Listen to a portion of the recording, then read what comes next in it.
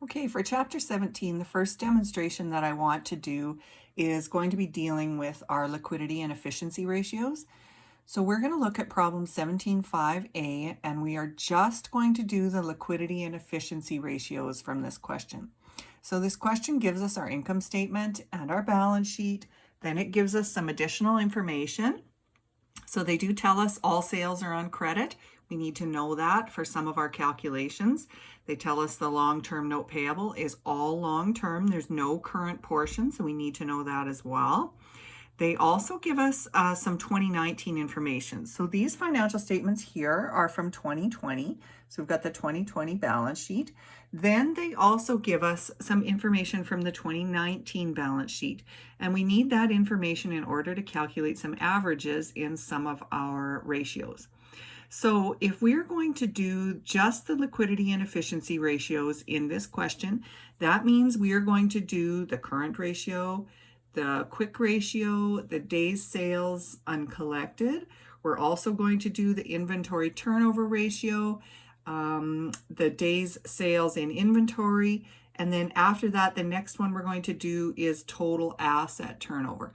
And those are all of the liquidity and efficiency ratios in this question. So the first one that we're going to do is our current ratio. And the current ratio is a measure of the company's working capital position. So what that means is the higher the ratio, the stronger their position is. So a rule of thumb for this ratio is you like to see the ratio be at least 2 to 1. So if your ratio is 2 to 1, you can pretty much be happy with it or content that you're doing okay. So in order to do the current ratio, it's current assets over current liabilities. We know that because we have our little formula sheet, so you don't have to memorize these formulas. You do have a formula sheet, and there's also one in the textbook. So our current ratio is current assets over current liabilities. So that's what we're going to do. We're going to get our current assets and current liabilities from the balance sheet. So if we look at the balance sheet here, our current assets are obviously cash. We've got some current investments here. Accounts receivable is always current.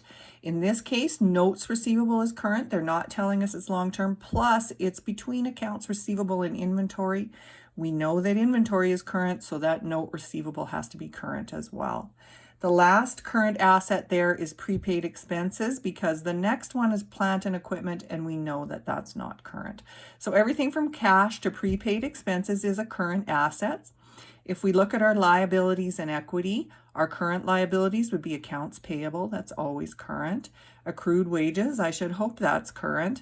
And income taxes payable is current as well. Those things are all going to be paid within a year.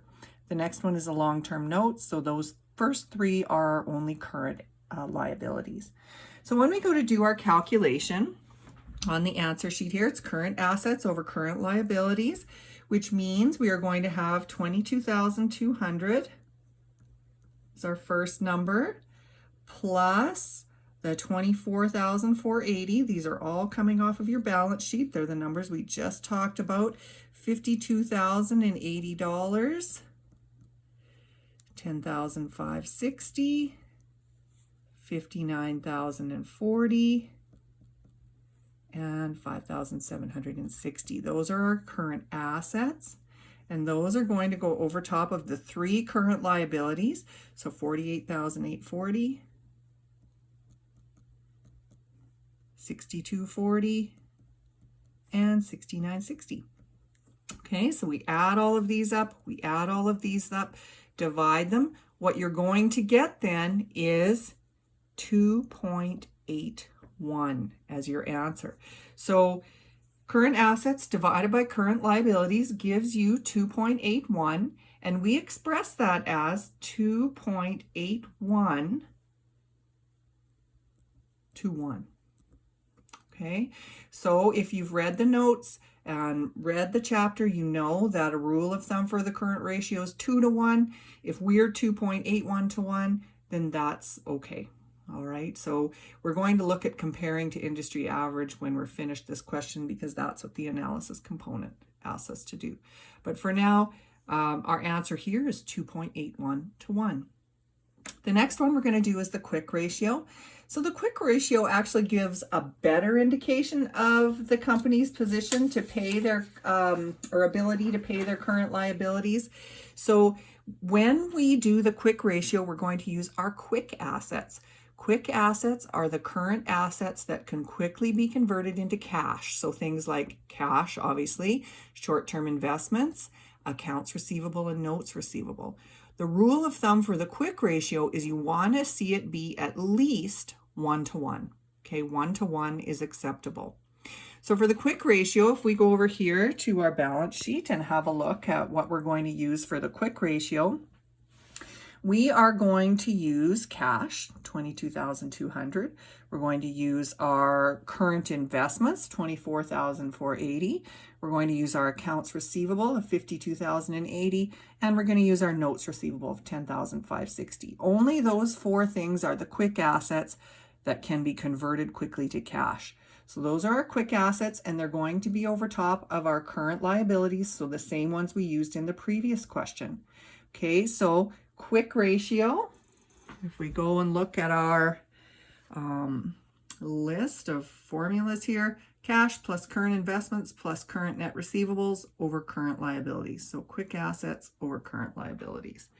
Okay, so quick ratio then is going to be the 22,200 plus the 24,480 plus 52,080 plus 10,560 over the same numbers as for our current ratio. So 48,840 plus 6,240 plus 6960.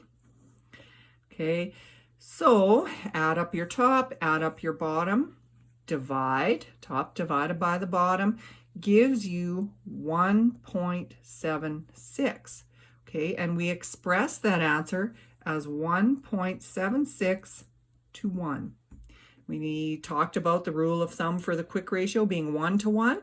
Because we're at 1.76 to 1, we know that this is a good ratio. Okay, the next one we're going to talk about in this question is C, and that's the days sales uncollected. So days sales uncollected is a measure of how fast a company collects its accounts receivable. It gives us the number of days that credit sales are actually uncollected. So it'll tell us how quickly we're collecting our credit sales. Days sales uncollected is our accounts receivable and notes receivable divided by net sales times 365. So days sales uncollected in our formula sheet here, accounts receivable over net sales times 365. Now remember, net sales isn't total sales. Net sales is our sales less our sales returns and allowances less our sales discounts. Now in this question, they are giving us net sales as a total, as long as you remember what net sales means. Okay, so for days sales uncollected in this question, we are going to have net sales divided by, accounts receivable divided by net sales. So accounts receivable, $52,080. Net sales, $966,000. So we're going to go over to days sales uncollected, $52,080 divided by $966,000 in net sales. Now we multiply that by 365 so that we get the number of days. So 52,080 divided by 966,000 times 365 gives us 19.7 days. Okay, so it's days sales uncollected, so your answer is in days. Whereas these two, it's a ratio, so it's 2-to-1, 2.81 to 1. A ratio, 1.76 to 1. So remember the format of the answers that are required here in these formulas. So 19.7 days is how long it's taking us to collect our sales, our credit sales.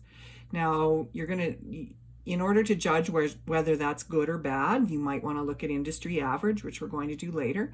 But I know we've talked about in the past that usually we give 30 days for someone to pay. So if they're paying in 19.7 days, that's probably acceptable. Okay. The next one that we're going to do is our inventory turnover. So our inventory turnover is the next one we're going to look at. And inventory turnover tells us on average how quickly we turn over or sell our inventory that we have on hand for sale. So the number of times our average inventory is sold during the year. If it's a high turnover, it usually indicates good merchandising or good selling. So we want to see that inventory turnover rate be high. Okay, so inventory turnover, if we just look for it on our sheet here, inventory turnover is our cost of goods sold divided by average inventory. Okay, average inventory is going to be calculated by last year's inventory plus this year's inventory divided by 2. So anytime you see the word average, you know you need 2 years worth of numbers. So inventory turnover, cost of goods sold over average inventory. So we've got our cost of goods sold here.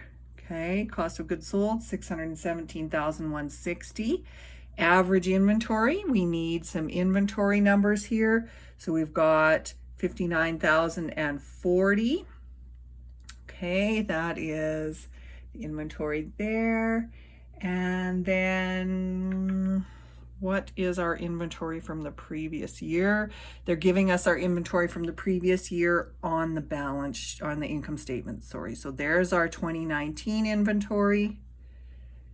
There's our 2020 inventory. So let's go to calculate inventory turnover.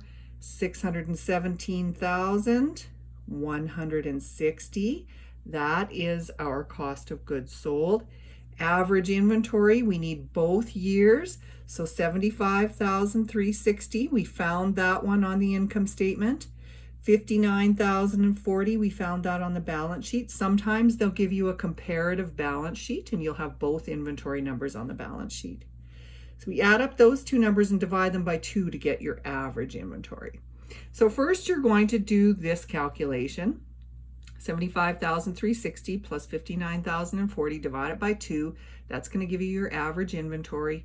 Then you're going to take your 617,160, divide it by this number. You should get 9.2. Okay? Because this is a turnover ratio, that means this is 9.2 times, okay? Which means we turn over our inventory 9.2 times in 1 year, okay? In order to know whether that's good or bad, we'd have to look at industry average or previous years or whatever it happens to be, okay? The next one that we're going to do is days sales in inventory, okay? So days sales in inventory. Days sales in inventory is going to basically tell us how many days it takes to sell our ending inventory or convert our inventory into cash. How long does it take us to sell it? So days sales in inventory, let's find that on our formula sheet. Days sales in inventory is ending inventory over cost of goods sold times 365. So this answer is going to be in days, okay? So ending inventory, where's our ending inventory? Well, that's our 2020 inventory. So $59,040, okay? Ending inventory over cost of goods sold. Cost of goods sold is $617,160. And then we're going to multiply that by 365. So let's go to our calculation here. Days sales in inventory, $59,040. That's our ending inventory. Divide by cost of goods sold, and our cost of goods sold is $617,160. Okay, we're going to multiply that by 365. That's part of our formula. And we get 34.9. Now, because this is days sales in inventory, this is 34.9 days. And that's how we calculate days sales in inventory. So watch for these keywords to know how we are reporting these. Ratios are usually, 2 to 1, 1 to 1, maybe a percentage they might be. Days, then we're reporting in days. Turnover is number of times, okay, and days. Next, we're going to skip over to I because that's our next liquidity and efficiency ratio. That's our total asset turnover. So total asset turnover, if we look at our sheet, we've got total asset turnover is net sales over average total assets. So there's that word average again. That means we need to know the total assets from 2 years in a row. We'll divide them by 2. So net sales over average total assets. Okay, our total asset turnover basically tells us how easily we are going to be able to generate sales with the assets that we have. So the higher the turnover, the more efficient the company is in using its assets. So we'd like to see a higher turnover rate here. So total asset turnover. So we're going to get net sales. So that is coming from our income statement. Net sales is $966,000.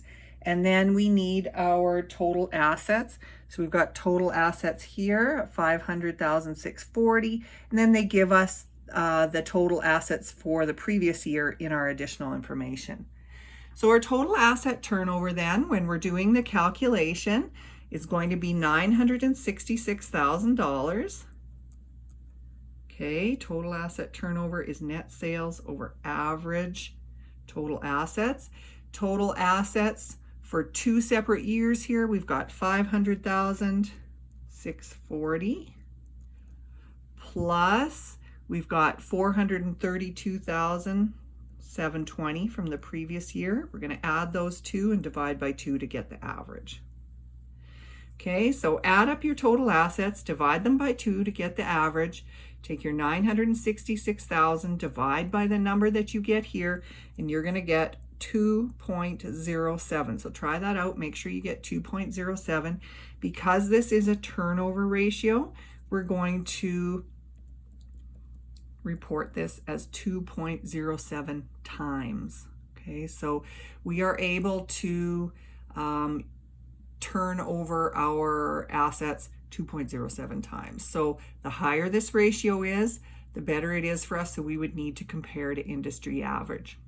So this question in the analysis component does say, identify whether the ratios calculated above compare favorably or unfavorably to industry averages in Exhibit 1711. Now I should have looked up where Exhibit 1711 is here before I started this, but let's have a look. Exhibit 1711 is on page 1122, and they give us the industry averages here. So they want to know, how do we compare to industry average? So if you look at the current ratio that we calculated 2.81 to 1. The industry average is 1.6 to 1. Now, first of all, we'd like to see that be 2 to 1 always, and industry average isn't even hitting 2 to 1. We're at 2.81 to 1. We're higher, so we are favorable compared to industry average. Okay, so our ratio is better, so we are favorable compared to industry of 1.6 to 1. Okay, the next one was the quick ratio. Industry average, they're saying, is 1.1 to 1. And if you remember, we're saying we like to see that be 1 to 1. Okay, they are 1.1 to 1. We are 1.76 to 1. So we have a higher ratio, which means we are doing better. So we are going to say that we are favorable compared to industry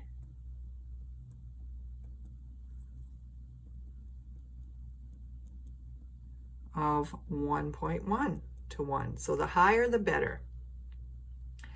Days sales uncollected. So let's look at days sales uncollected for industry.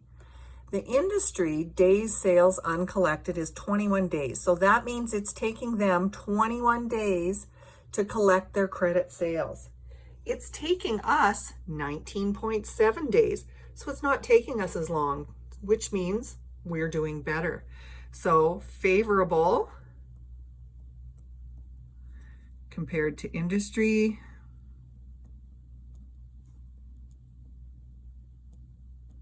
(21 days). Okay, we're collecting a little bit faster than the industry is. All right, next, inventory turnover.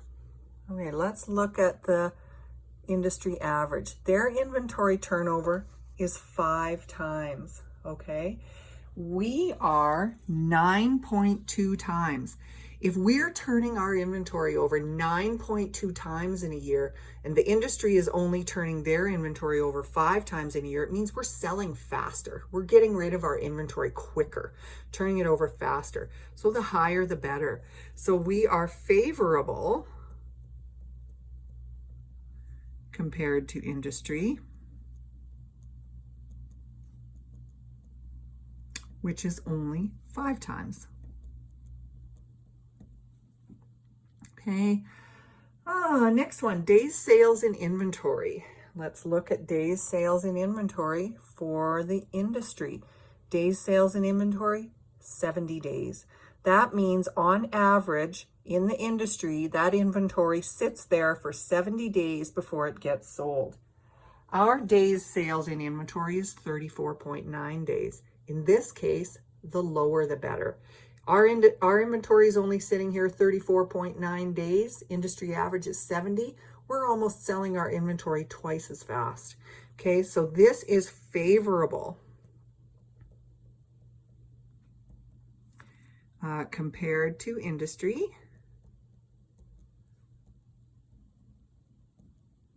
70 days. All right, the last one that we looked at, which is our liquidity and efficiency ratio, is the total asset turnover. We had 2.07 times. So we're going to have a look at industry average. Total asset turnover, 2.3 times. Okay, so in this case, the higher the better. So in the industry, their asset turnover ratio is 2.3 times.